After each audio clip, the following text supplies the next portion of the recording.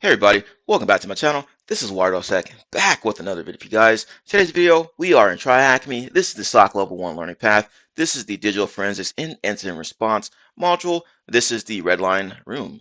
Learn how to use Redline to perform memory analysis and scan for IOCs on an endpoint. So we're going to be scanning for indicators of compromise on a machine. It sounds pretty exciting, folks. And if you want to help support the channel, you know what to do. Go ahead and like, comment, subscribe, hit that notification bell, all that good stuff. Share the video, helps get the good word out there. Without further ado, let's go ahead and dive into it.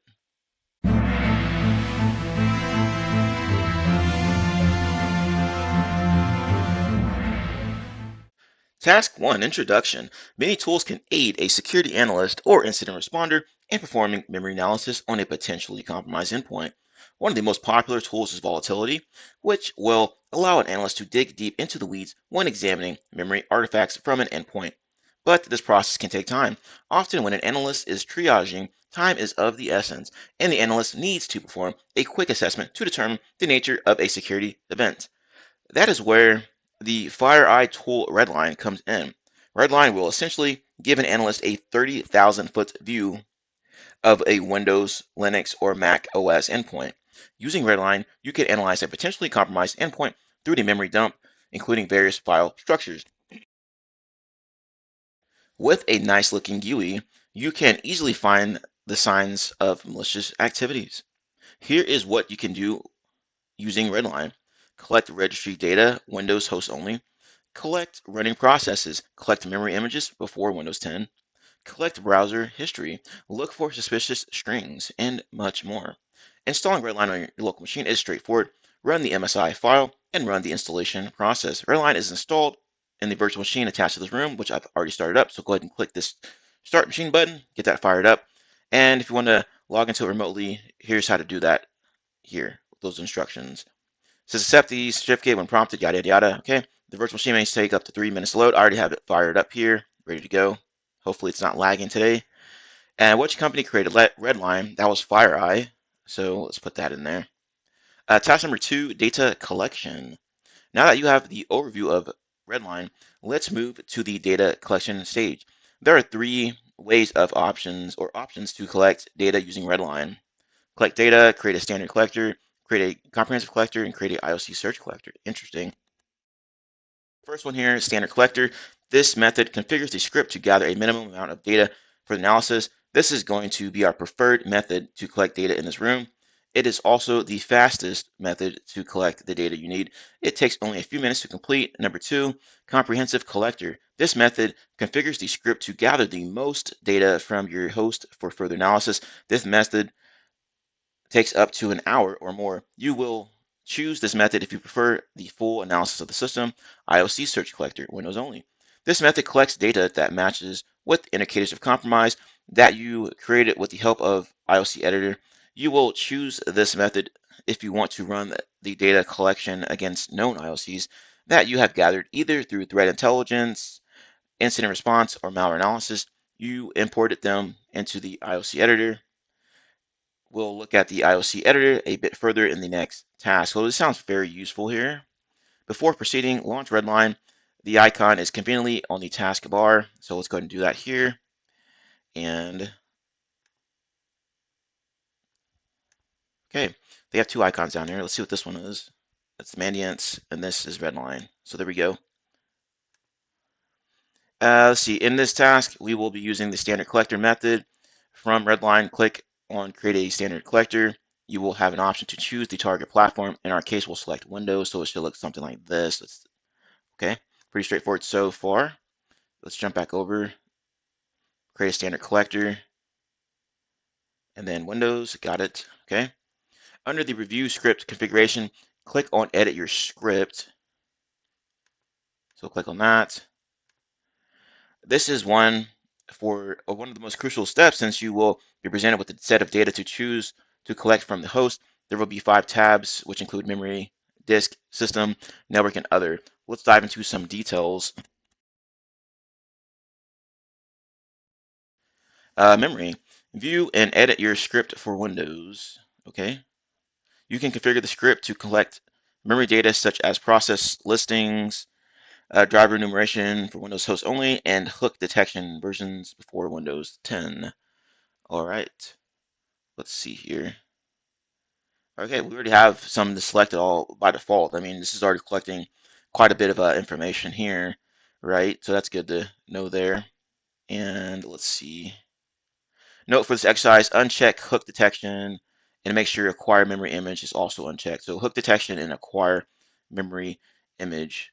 Okay, so that's already unchecked. Hook detection, gotcha. Disk. This is where you can collect the data on disk partitions and volumes along with the file enumeration. And let's check that out here. So we have to select quite a few of them, looks like.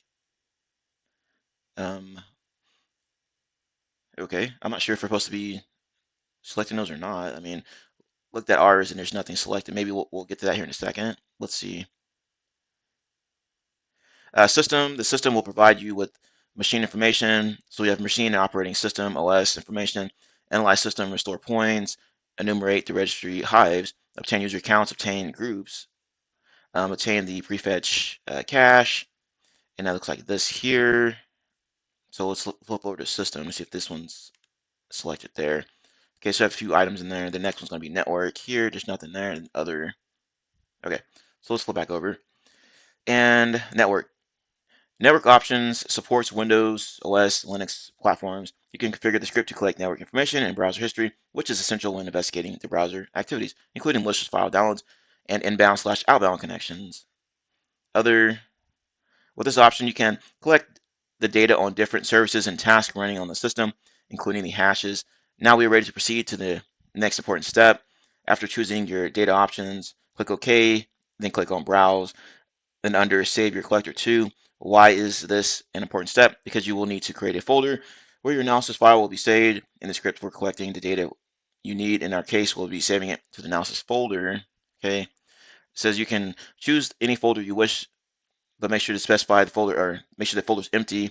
Complete this dialog clicking OK. After you choose to save collector to folder, you will see the collector instructions. Okay. Let's see here. All right. So let's just finish this up right here, and then we'll go back and just click on or select our options. All right, so save it as a folder. No, you can choose a folder. Blah blah blah. Okay, already past that. If you go to into the folder, you will notice that the bat file under the run redline audit. This is the executable script to collect the data from the host. This script needs to be run as administrator to be able to collect the data we need. Okay, running the script will open a command prompt. This indicates that the script is running successfully. It will close automatically when the data collection process finishes. Note, this process may take between 15 and 20 minutes to complete. After the script is finished, you will notice a new file created, analysis one, or analysis session one, in the sessions folder with the .mans extension. This file is what we need to be able to import into Redline for investigation. Just double click on the file, import in the audit data. Okay. Tip, if you run the script multiple times, the naming convention of the analysis file will increment by one. For example, if you run the script 2 times, you'll get analysis session 1 and analysis session 2. Congratulations. Now you have the data you need and are ready to dive into the investigation process and the upcoming task. All right, so I'm assuming we have to go back and then start selecting everything in these pictures. So go ahead and do that on your own. And then once you do that, go ahead and run everything as we saw the instructions here. And once you run everything, there's some questions here that need to be answered. So go ahead and pause the video and proceed. Once you're done, come back to the video. Hey everybody, this is WireDogSec. Just a quick reminder to subscribe to the channel and hit the notification bell. Once you hit the notification bell, be sure to set to all notifications so you know every time I post to the channel, upload a video, all that good stuff. Let's continue to grow our glorious community here. We are in the cyber trenches. We're not just reporting on it. Be sure to check out my channel as well. I have tons of videos that you can see here, over 300 videos ready for you to check out and learn something from.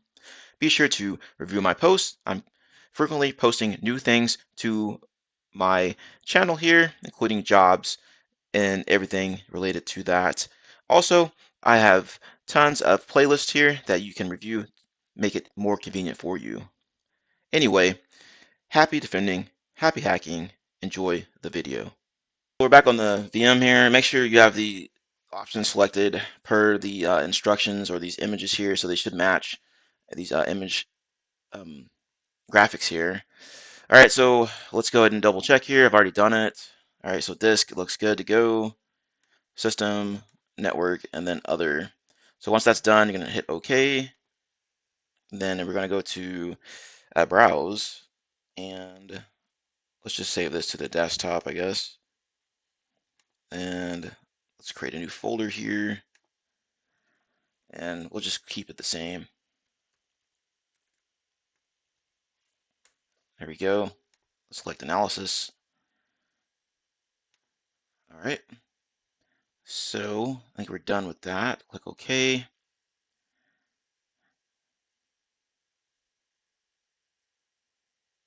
All right. So just hit X on that. And let's take a look. There we go. And the next step, we had to do something else after this, right? Yeah, run Redline audit. And we need to do that as run as. So there he is right there. Run as administrator.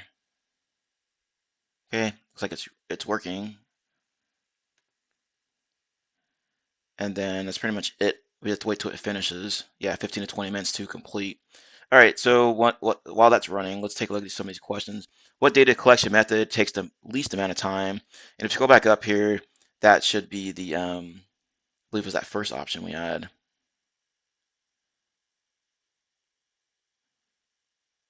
Yeah, I think it's this one here, because the other one, number 2, is the one that takes the longest, the comprehensive one, if you want everything off the box, right? So let's see here. All right, you are reading a research paper on a new strain of ransomware. You want to run the data collection on your computer based on the patterns provided, such as domains, hashes, IP addresses, file names, etc. What method would you choose to run a granular data collection against the known indicators? Well, known indicators, right? So they're using IOC's indicators of compromise, so that should be the IOC one. IOC search collector should be our answer there. So let's see. Here we go. It says, what script would you run to initiate the data collection process? Please include the file extension. Well, that's going to be that audit one that we just ran, and it should be this here. And the extension is going to be a .bat, it looks like. So let's plug that in here. .bat, since it's a batch file. If you want to collect the data on disk and volumes, under which option can you find that? And scroll back up here. That should be under that, what was it, disk? The disk here. Yeah. So under disk, that should be it. So let's see here.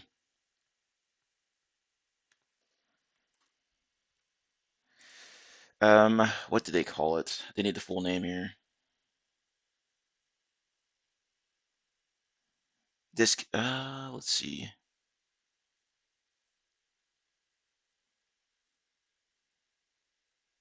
Disk enumeration. That's what they're needing there. Okay. What is the default file name you receive as a result of your Redline scan? And this should be analysis session 1.mans, because if we scroll back up here, it talks about that, about its incrementing there, and then it also says the default should be that. So analysis session 1, and then it has the .mans extension. So there you go there. And this is still running, so it's going to take a little bit. Task number 3, the Redline interface. Let's look at the Redline interface. You should have your first analysis file. Double click on the analysis1.mans file, and the data will be imported automatically in Redline. Please give it 10 minutes to get the data imported. So it's going to look like this. When the data is imported, you will be presented with this view. Okay. On the left panel, you will see different types of analysis data. This is where you will perform information gathering and investigation process.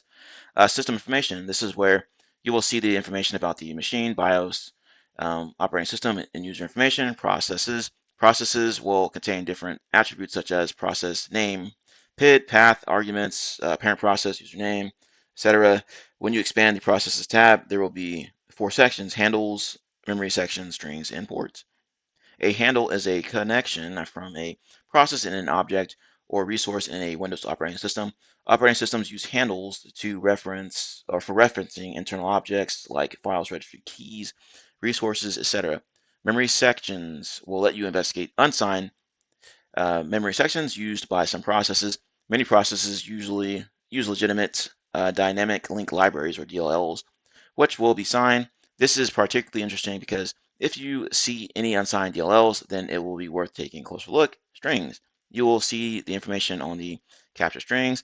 Ports. This is one of the critical sections to pay attention to. Most malware often initiates the outbound or inbound connections to communicate to their command and control server or C2 to do some malicious activities like exfiltrating the data or grabbing a payload to the machine.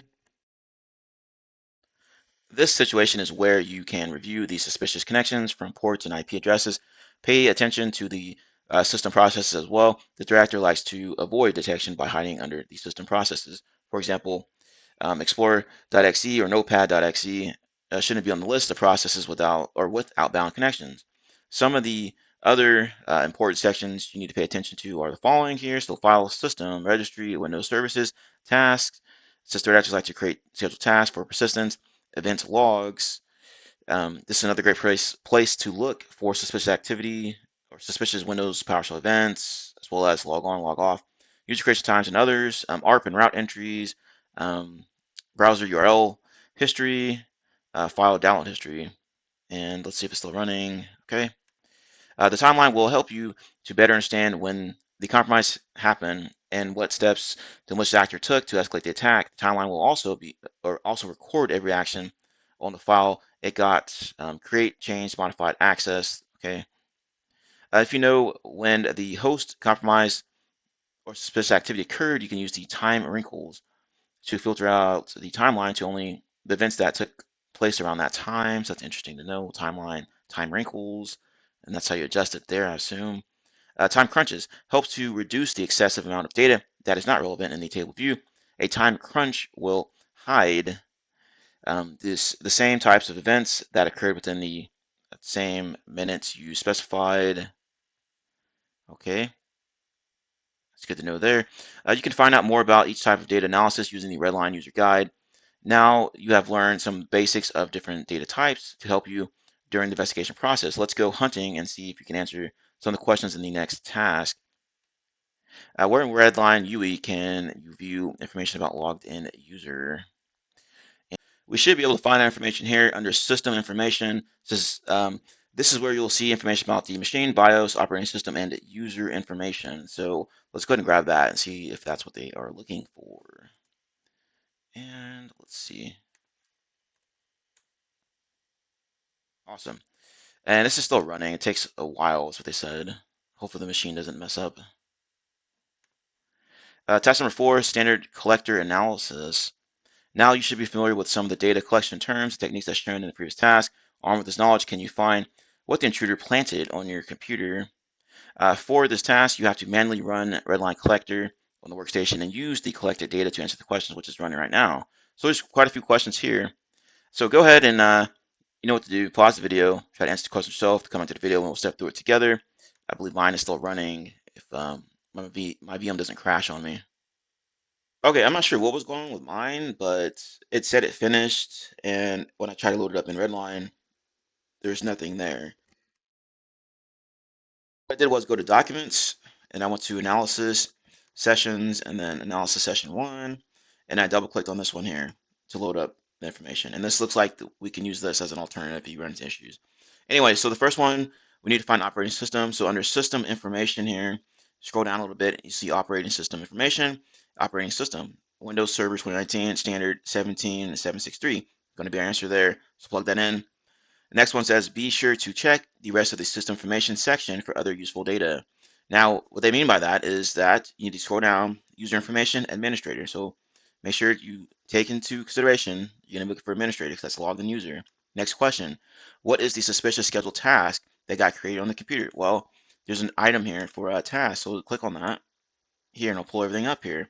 You'll see account name, administrator. Now you can't use this filter here, but this one looks like it pulled up right away. So we'll just say administrator, and it's the only one that comes back. Okay, and you can see the name here. It's going to be LMS Office Update fa.ke. Okay, so let's see if we can double click it. All right, there we go. Pulled up some more information here. Let's just copy and paste this over. So we got the name now. Plug it in. Done. It says find the message that the intruder left for you in the task. Well, we saw that already. Let's see here. There's the comment here. I'm assuming this is going to be it here. THM persistence mechanism. So let's go ahead and grab that. And next one, there is a new system ID, a system event ID created by an intruder with the source name THM Redline user. So let's go ahead and grab this. And the type error, find the event ID number. Okay, so let's see here. I guess under event logs probably is going to be the most likely place. And this was source name. Okay, so source name. Let's see if that's an option in here. Well, let's just search everything. There we go. Okay, this might be it here. Let's double click it. And it says error.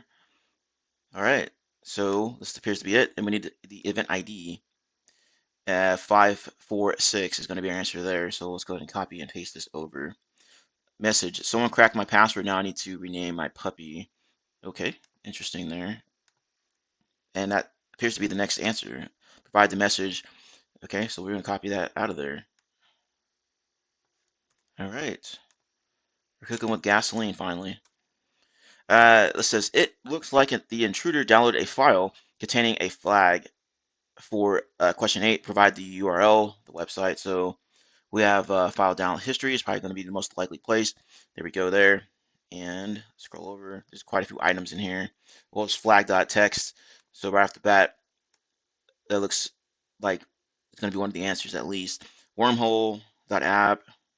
There's another funky looking ones here that's got some stuff in it.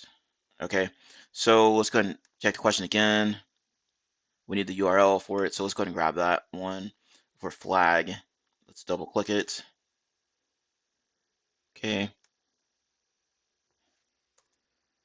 And let's see if this is the one they want.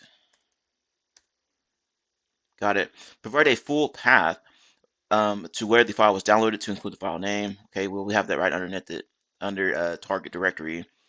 And we need to put in the another backslash in the flag.txt. Okay, plug it in.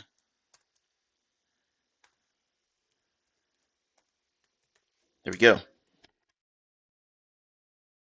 Okay. Provide the message the intruder left for you in the file. So, all right, so the file, we need to probably navigate to this directory and then see if it's in there. All right, so let's go to our Explorer and let's just do this. We'll get rid of all that. Plug this in. There we go. And there we go. There's our flag. Teach him, good catch, my friend. Sweet. All right, so now we're done with that task. Let's move on to the next one. Task number 5, IOC Search Collector. We briefly discussed the usage of the IOC Search Collector and the data collection task. Let's take a closer look at the capabilities of this collector type, but first let's recap what an IOC is. IOC stands for Indicator of Compromise. They're artifacts of the potential compromise and host intrusion on the system or network that you need to look for when conducting threat hunting or performing incident response. IOCs can be MD5, SHA-1, SHA-256 hashes, IP addresses, C2 domain, etc., etc. One of the great tools you can use is IOC Editor, created by FireEye to create IOC files. You can refer to this link to learn how to use IOC Editor. Note, according to IOC Editor download page, Windows 7 is the latest operating system officially supported. It is the same version installed in the attached VM. There's another tool called Open IOC Editor by FireEye, which supports Windows 10 that is worth taking a look at. Tip, before proceeding, you can close Redline to free up some sources, system sources while using IOC Editor. You can create a text file containing IOCs, modifying them, and share it with other people in the InfoSec industry. In this example, we will look at an IOC of a keylogger created with IOC Editor. Note below, you may follow along with the screenshots and don't have to create the IOC file in this task. You can create an IOC file using IOC Editor and perform an IOC search in the next task. Open IOC Editor, which was conveniently placed for you in the task bar next to Redline. May take up to 60 seconds for application to launch.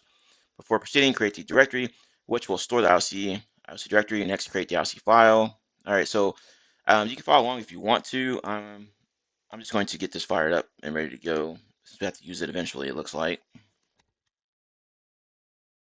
All right, so IOC Editor, zoom into this here. So get that started up there. So let's see here, new, in the keylogger indicators there. Okay. A brief explanation above image. The name of the IOC keylogger. The author is a Russian Panda. GUID created and modified our fields you cannot edit, and IOC Editor populates the information. Under description, you can add a summary explaining the purpose of the IOC file. The actual IOCs will be added under, you guessed it, add. Here are the values from the image above. So you have file strings, scilog.exe, file strings, you have MD5 hash, and the file size. Refer to the GIF below to get an idea of adding IOCs to the IOC file. Seems pretty straightforward so far, but you can take a quick look at this image here.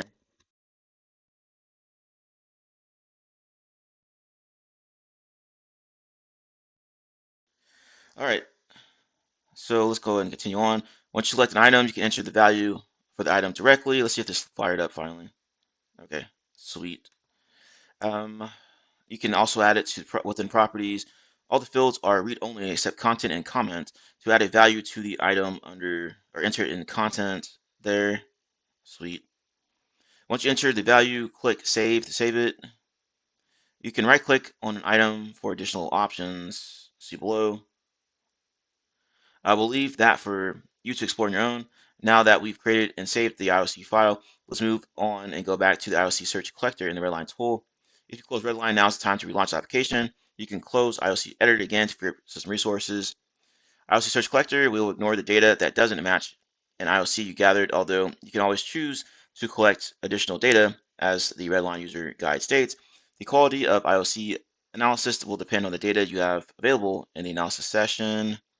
To create an IOC search collector, click Browse and choose the location of the IOC file. Redline will automatically detect the IOC file and place it in the indicator section as shown below. Okay, so that's good to know there. Unsupported search terms. These terms will not show any successful hits in Redline, which means Redline doesn't recognize specific search terms. Supported search terms, the terms that Redline will recognize to search for. After you are finished reviewing the configured IOCs, click Next. Now click on Edit your script to configure what data will be collected for the analysis. For this example, keylogger file IOC search, the following parameters will be selected, or were selected here. Okay. When you configure your own IOC search, you will choose different settings for your script compared to the settings above. When done editing the script, click OK. In the Save Your Collector to section, click Browse and choose an empty folder where your analysis file will be saved along with the run redline audit.bat file. After executing the .bat file in the same manner as before, let's now wait for the analysis to finish. After analysis is finished, you get that man's file, double click it, open it up. If our line fails to generate IOC report automatically, you can manually generate it by clicking create a new IOC report and importing the IOC file. When the report generates, generation completes, you will see hits. You can expand this list by clicking on the entries below in the rows. Okay. From the screenshot, you can see that there was one hit on the chrome.dll. This is a false positive. Let's review the details below. As you can see, the DLL file matched the string our idea of whatever that we had in the IRC file. It's important to gather granulated and accurate artifacts to add to your IRC file to avoid false positives. Screenshot below is of a file, the most amount of hits, which means it was most likely the file we're looking for. Okay, it says you should be able, or you should be ready to answer the questions below using the screenshots provided in the task and perform these similar actions in the upcoming task. All right, sweet. So like it says here, using the screenshots in this task here, we're going to answer these questions. So go ahead and pause the video and try that yourself, and then come back once you're done. Let's take a look here. What is the actual file name of the keylogger? Well, we know it's going to be Scilog.exe, as we can see here in this screenshot. What's the file name that the file is masquerading as? That's going to be thm1768.exe. All right, we can see that here. And this is who's the owner of the file. That's going to be this win dash yada yada forward or backslash Charles, which we can see up here as the owner. Next one asks about size. It's going to be 35,400 for the size. The last one, provide the full path of where the IOC or the .IOC file was placed after the redline analysis, included .IOC file name as well. For this one, you have to go up a little bit more, and it's in this screenshot here. We can see that right here. All right, so we're done with that. And yeah, make sure it's the one that says users Charles desktop. Okay, so there's a couple of them in here. So users Charles desktop, and then um, keylogger, IOC search, yada yada yada. So it's gonna be this one here. All right, 1902 for the size and bytes, etc. Okay, so we're done with that task. Task number 6, IOC search collector analysis. And this is the one we have to do ourselves, it looks like. Scenario, you are assigned to do a threat hunting task at Osinski Inc. They believe there has been an intrusion and the malicious actor was using the tool to perform the lateral movement attack, possibly a pass the hash attack task. Can you find the file planted on the victim's computer using IOC Editor and Redline IOC Search Collector? So far, you only know the following artifacts for the file. So we have file strings, which is this here, the file size and bytes. Use the existing Redline session found here. Okay, sweet. That's the one we used earlier because the one we tried to generate didn't work. Okay, so once again, go ahead and pause the video, try to answer these questions yourself, then come back to the video and we'll go through it together. You should have been able to add your IOC information here. As you can see, I've done mine, name, pass the hash, author WireDogSec, description, PTH for short for pass the hash IOC, and then go on and put the information down here. File strings contains the first string, second string, and file size. You can select and or right here where it says add, then item stuff here. Let me get rid of that. You can click the drop down box and you go through and select whichever one pertains to what you're looking for. After you're done, you select save and it'll save it. Now look at where you're saving this, okay? This is where I'm saving mine. This appears to be the default one. Now you'll have to probably move this. So there it is originally, and we'll just call this PTH, like so. All right, so I'm gonna go ahead and just copy or just cut it out of here actually, and go back to the one we're supposed to be using, which is in the documents area, and we'll just paste it here. Okay, so that's done. And now we can close out of this. Sure, save it. So we're done there. Needs to load it up. So let's go back to Redline. Okay, and right, so you'll click these tabs at the bottom here, IOC reports, click on that one, and then create a new IOC report. I'll bring this up, and we need to open the folder that it's in.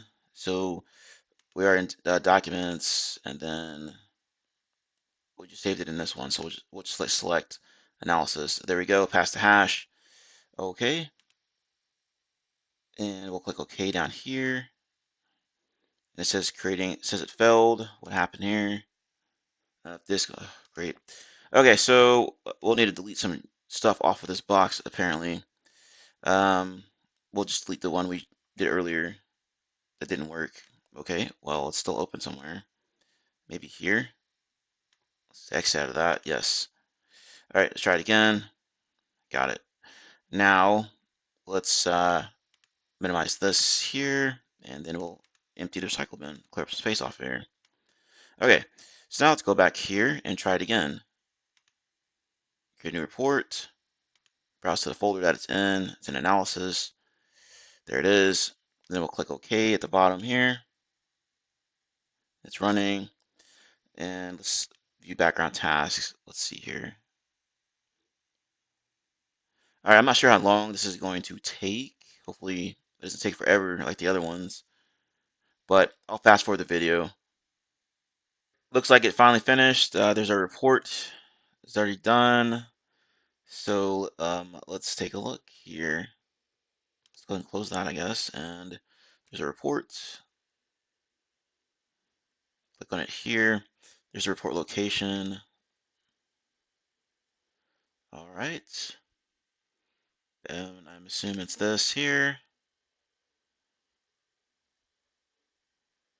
All right, so let me minimize this. It's still loading up. Hopefully it doesn't take forever.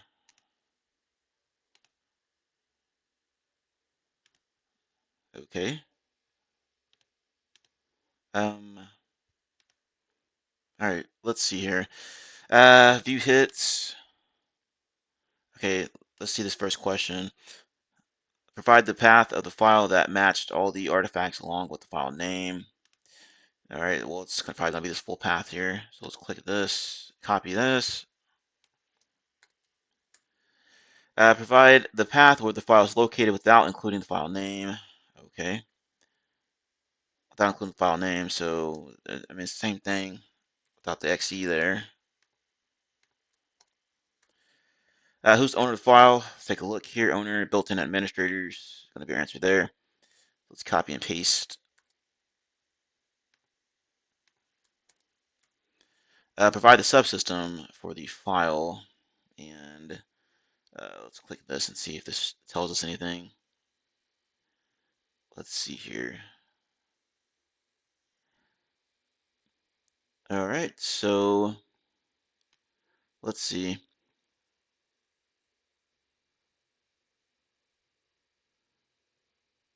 Subsystem. There we go. Windows underscore CUI. Well, it didn't copy correctly. Let's try this again.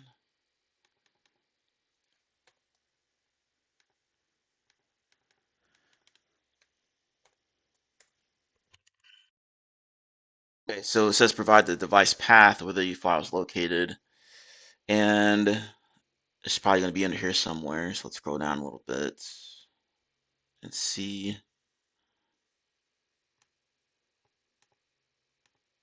Okay, there it is, device path.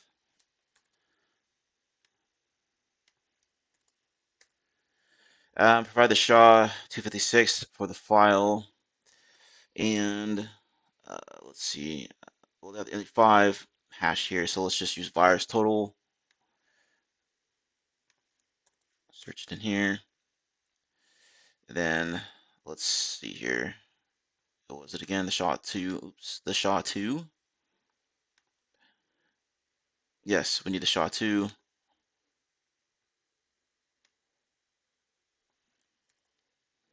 All right, so let's go ahead and plug it in. The attacker managed to masquerade the real file name. Can you find it having the hash and arsenal? Well, it's probably going to be in a virus total somewhere. I think we saw it earlier. PSExec is probably going to be it. So let's check everything else here. Details, PSExec. Okay, it's probably going to be PSExec. So let's just grab one in here. Let's grab the XD one in case we need to have that extra in there. So let's see. All right, there we go. Task number 7, endpoint investigation. Scenario: a senior accountant, Charles, is complaining that he cannot access the spreadsheets and other files he has been working on.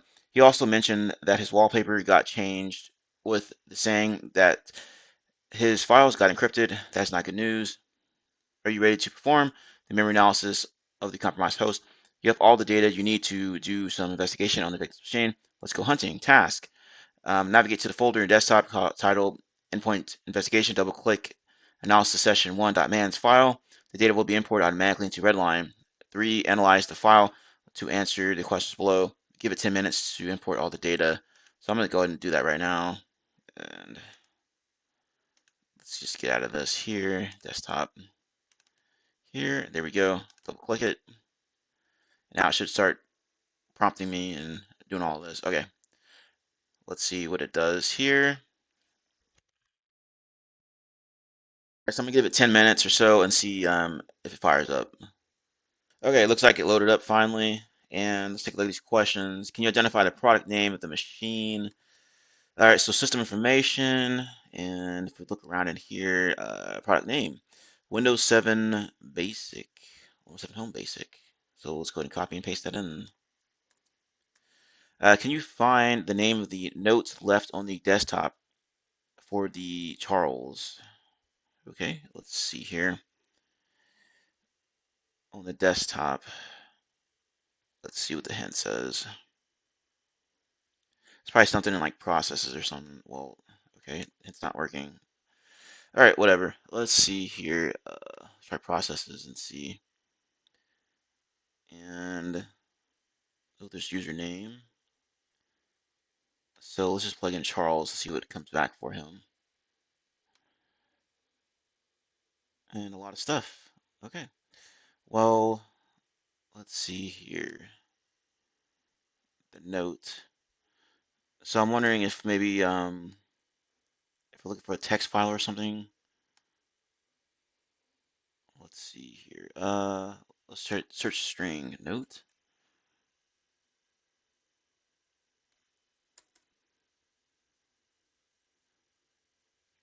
Oh man, what's going on here? All right. Something came. A notepad came up here, so let's double click this and see. Okay, some interesting information here, and we need to find the name of it. So this is probably it here. Read this something something. Let's go ahead and copy and paste it over. All right, find the Windows Defender service. What is the name of the DLL? All right, so let's do that, and then we'll go to Windows Services, and then we will search on it. Okay, so let's just search for Windows Defender. See what comes up here. There we go. Double click it here, and there's the DLL under Service DLL right there. So mp svc.dll. Okay. Next one. The user manually downloaded a zip file from the web. Can you find the file name? Well, we know files are going to be in that file download history, right? And let's get this out of the way. Let's see here. Maybe we can just search on .zip files. So let's try that. File name. And then it contains .zip. Add a filter. There we go. So Charles, and then let's scroll back over, download type manual. So this appears to be it here, and we need to grab the file name. Okay, so let's double click it. File name is this here, really long one. Almost looks like a hash or something. Provide the file name of the malicious executable that got dropped on the user's desktop. Let's check out file system here. Let's just drop down, and there's Charles, desktop. There's one in here. So it's probably going to be this one. Okay, let's go ahead and check it out. There it is. And the second one looks like there's an XD there. So let's see. Let's go back real quick. All right, so we're going to grab this. I think we just need the XE. Yeah. And now we need an MD5 hash for the drop malicious executable, which is this here. And we'll probably have to use VirusTotal to search on this to figure out what it is. But I guess it's going to be this Kerber server, whatever you want to call it. I believe this is a well-known ransomware or something like that that was out there. But let me plug that in.